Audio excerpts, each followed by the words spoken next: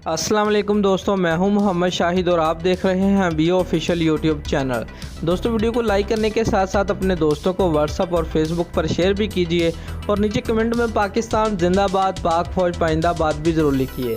दोस्तों, कौमी cricket team के साबिक कप्तान शाहिद अफरीदी का कहना है कि हम मैच में भारतीय टीम की इतनी पिटाई लगाते थे कि बाद में वो हमसे माफ़ियाँ मांग रहे होते थे। दोस्तों, एक इंटरव्यू में शाहिद अफरीदी का कहना था कि वो रवायती हरीफ भारत के खिलाफ खेलकर हमेशा लुत्फ़ अंदोज़ हुए हैं। उनका कहना था कि हमने उन्हें कई बार शिकस्त दी और बहुत बड़े मार्जिन से भी हराया, जिसके बाद भारतीय खिलाड़ियों ने हमसे माफ़ियाँ भी मांगी।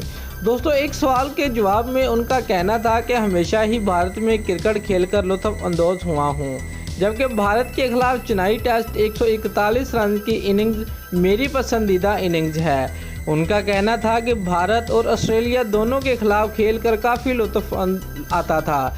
इन टीमों से मुकाबले में हमेशा ज़्यादा दबाव होता है।